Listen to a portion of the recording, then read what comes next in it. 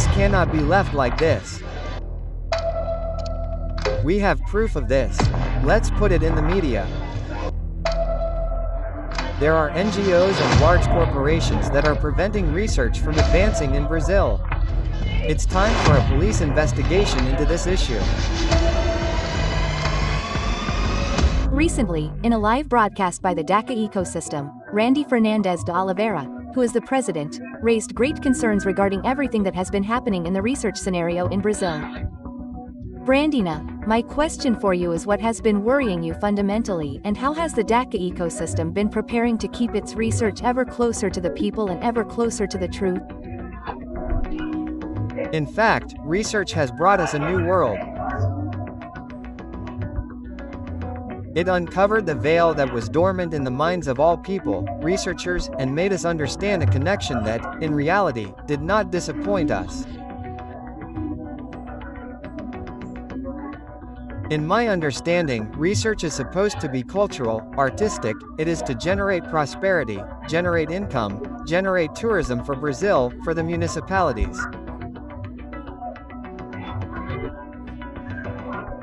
In reality, there are a number of people who claim to be the holders of archaeological knowledge, who hold back information and research, and use some academic tricks to block the dissemination and especially the deepening of research by some professionals who are not playing at their own table.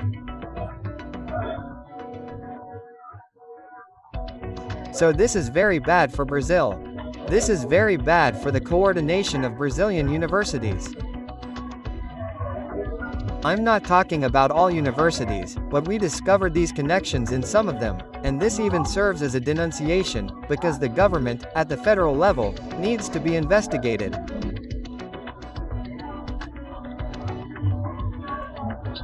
One of the universities has to be involved, something like that, because it is disappointing what they are blocking in the other development of Brazil, in the development and dissemination of very good Brazilian researchers, who are in the field, spending their own money, their own resources to do the research, and yet they are disqualified by some people, some jealous university professors, who are envious, and who do not want Brazilian research to move forward.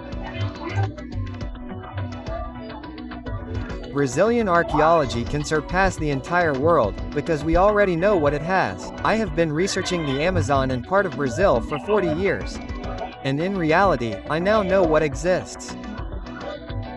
And the coordination still doesn't allow us to know everything about who is behind it, but we also discovered that there are foreign companies, NGOs, and large corporations that prevent the advancement of research in Brazil.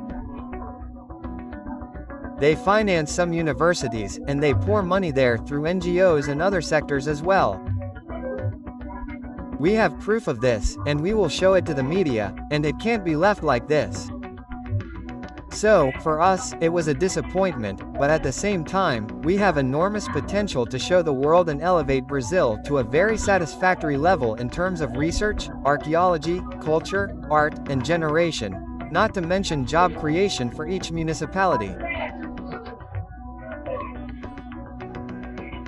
I would say that 90% of Brazilian cities have extraordinary archaeological potential, but the mafia of Brazilian academic archaeology doesn't let researchers release their publications, much less support the projection of research and its progress.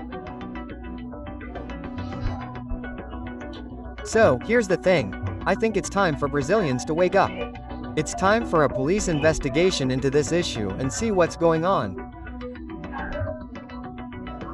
It's because these fronts, NGOs and other corporations are investing heavily, financing some universities through shell companies to undermine the promotion of Brazilian archaeology. Another thing we've discovered is that the young archaeologists who graduate don't have the conditions to go out into the field and do what they have to do.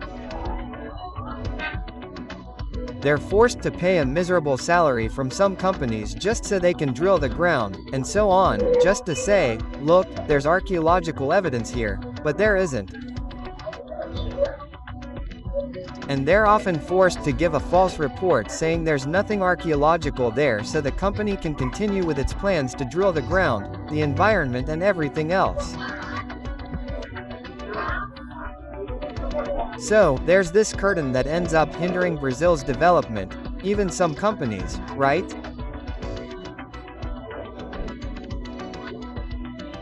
Now, the arrangement is very strange, is very dangerous, and we are stirring up a hornet's nest that has been hidden there for, I don't know, 100 years or more.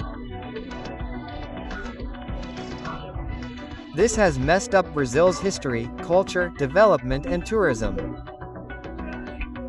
Brazil should be, it has to be, it has the capacity to be the best tourist center in the world, not only for archaeology, for the natural beauty of caves and other beauties.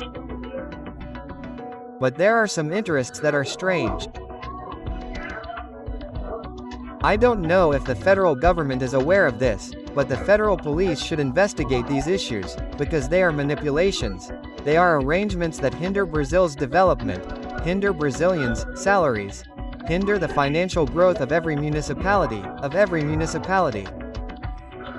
Brazilians are very talented, but the system doesn't allow it. The system doesn't belong to Brazil, no. The system abroad buys and limits Brazilian issues here so that there is no development. So this is a disappointment. It is an appeal not only to the population, but to the Brazilian justice system to investigate this, to investigate the universities and to half a dozen archaeologists and other researchers who are trying to hide the truth and discredit Brazilian researchers in relation to the disclosure of the findings. So, the forbidden archaeology was a true revelation. It is something that is forbidden by them, but it is not forbidden by the world. The fact is that the articulations cannot favor Brazilian issues abroad. So it is a shame, but who knows, maybe things will change.